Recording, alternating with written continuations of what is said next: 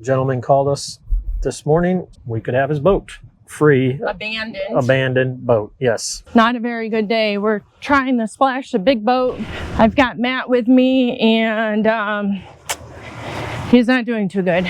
Just complete exhaustion. We were supposed to be trying to film, but of course having difficulty with that. So I'm heading back over to the boatyard because I just brought a cord over to Peter because he's at a different marina. He's troubleshooting an inverter charger, and the guys are over here putting on some props on a boat that we need to put in the water. And we've got one going in the water that we're gonna be pushing over to the seawall for a couple days before we can start the alignment. So anyways, I'll show you Matt.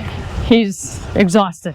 And today we go see the neurologist to see what they have to recommend for us, for him to accelerate his recovery, hopefully. So we'll see.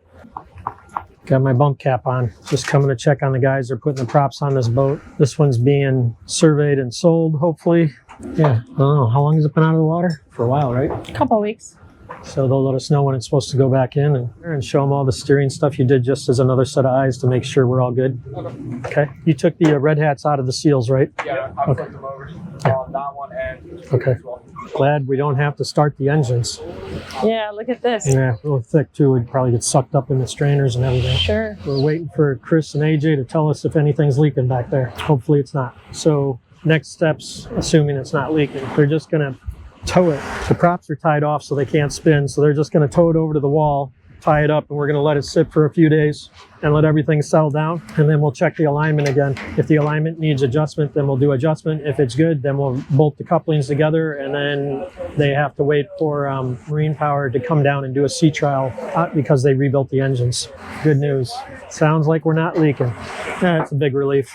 So I don't know if you can remember, we put this boat in the water and one of the lip seals was leaking. Ended up having to pull the boat back out and replace the lip seal again. From what we were told, the manufacturer said that the lip seal we installed was faulty. We replaced it and now we're good. How you guys like Matt's stylish hat? So it's hard. So if I don't bump my head again. So I'll be wearing this when I'm in engine rooms and under boats and stuff like that. Otherwise, I'll still be wearing my visor. I think we're going to put your visor attached to this so you have more sun coverage. Yeah. Less squinting for a headache.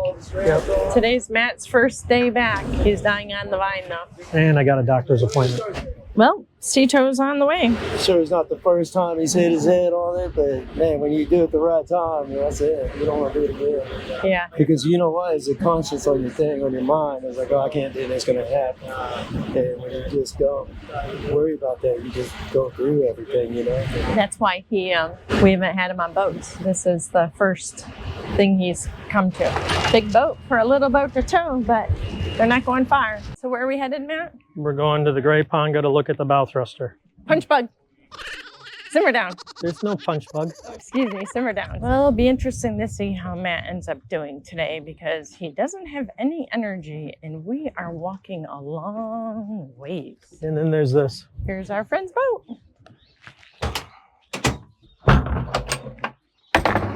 Where's all that water coming from? Various places, but what ends up happening is we all go on the swim platform. It'll all rush back and then drain out. Well, I'm going to read power out and see what we got.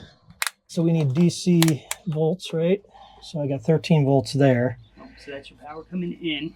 Right. This is A1, positive in, and then you have D1 and D2. Right. So this is forward and reverse, but we're not getting any power on either one of these when this closes. Right. That is brand new. We've double checked to make sure that we have had from the controller the right power to each pin coming in. And then we've even jumpered from that battery, taking the controller out, and the solenoid does the same thing. You get that minor chattering. Yep. And then about every 3 to 5 seconds, it'll try to click itself again. Oh, do it again? All right, stop. I saw a spark. There's a spark down there on that ground wire right there, but I don't think that's it. I think this motor's locked up. Well, hold it. So you can freely move the motor. It's not locked. That spark that you saw last time when I came in here, there was water that pulled up in here. I'm going to try one more thing before I do this because I don't want to burn anything up. I'm going to leave that coil power off. Yep. So we've got good ground and we've got good power coming in. Click it. Power's off, right? Power is off. See, this goes straight to the brushes. So that's why I'm wondering if this is It does seem like your power should just get applied to here, right. right? And then your D1 You're switching D2 grounds. is switching grounds. So, but which one? We're going to take this A1 off instead of this because I think these are grounds because of the way they're coming in. Mm-hmm. I think those are grounds because this goes straight to the brush block. I can confirm or deny if this is the exact one, but this seems to be how that whole thing is wired up. Shut off. Yep, that ground connection is bad. Sparks. Yep, it's off. Yep, that's the whole problem. Bad ground. Yep. It was arcing and sparking like crazy, so bad ground, I think. That's where it's sparking. All kinds of sparks came out of there.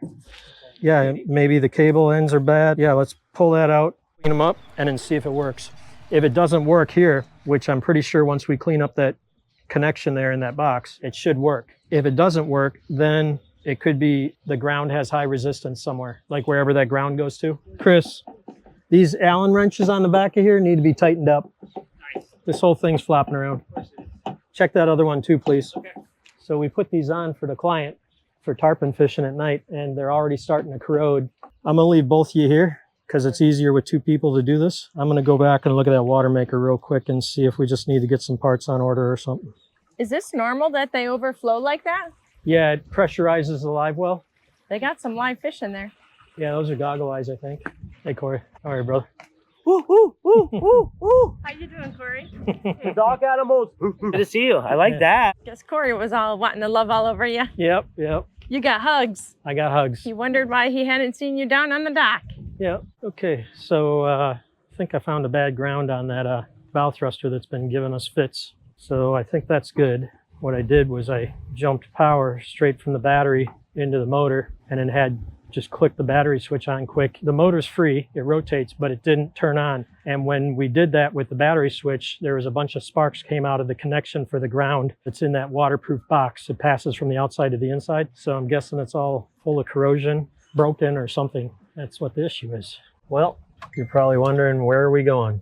We haven't used the boat in weeks. Of course, I hit my head, so that didn't help anything. Beautiful weather, it's just windy. It seems like it's blowing 20 plus every single day. We got a phone call, interesting phone call. A gentleman called us this morning, said that we could have his boat free. Abandoned boat, yes, free abandoned boat.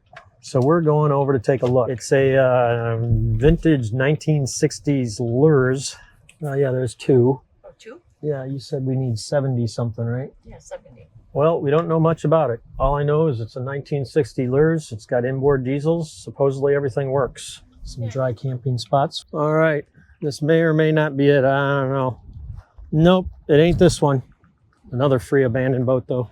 All right, well, we still haven't found it. That's an old sea ray. It's not that. This is not it. This is a sea hunt. That's a sailfish. We're looking for an old lures. All right, so while we're out here, first off, I wanted to show you this current underneath the bridge here. Tide's going out, man, it's ripping. Look at that blue heron down there. On some days I've seen like a little curl and you could almost probably surf on a wakeboard there. And then look, another free abandoned boat. You could come pick this one up, I bet. Yeah, look at that, free. Come get it. Who wants it? Let me know. It's a little bit of a process because I know you have to like figure out who owns it. Then there's salvage rights and all kinds of things, and you have to figure it all out. Plus, not to mention how much it's going to cost to get it up off the rocks and what kind of damage is on the bottom. All right, so after being told to go to the other base, we have now tracked down the boat. We were just discussing that we think that maybe this guy had called us previously a couple of years back, tried to get us to buy the boat for $4 grand or something like that. We weren't interested at that time, but we'll go take a look. I'm guessing it might be this right here, maybe? Blue one? I don't know. Oh my, oh my. That's why it says free. Yeah, that's why this poor old guy is trying to give this away for free. Yeah, poor thing. Hasn't moved in a long time.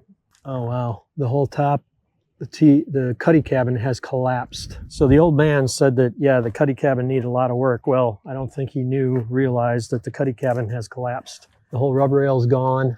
Termites ate everything. Yeah, scraps. Here, just cover this up. Scrap. Exactly. Yeah, this thing is, my. yeah. I mean, look, the whole T-top is collapsed. Yeah. Yeah, I'll pass. Sorry. Termites have just ate the crap out of this thing. There's nothing left covering over a fiberglass shell. All the wood's gone. No bueno. If you look at this wood, I mean, look at all this. Can you get in there? Or? I'm not walking in here. It'll collapse. I mean, but babe, the wood is like just piles of wood. It's just all gone. Okay. The termites have had their way. Too bad, old guy. Can't help you on this one. Trailer tires are all shot. Need to be replaced. Yeah, this whole thing is donezo. And unfortunately, to get rid of this, he's going to probably have to pay. If there's any of you guys out there that want this, give us a shout. We'll put you in touch.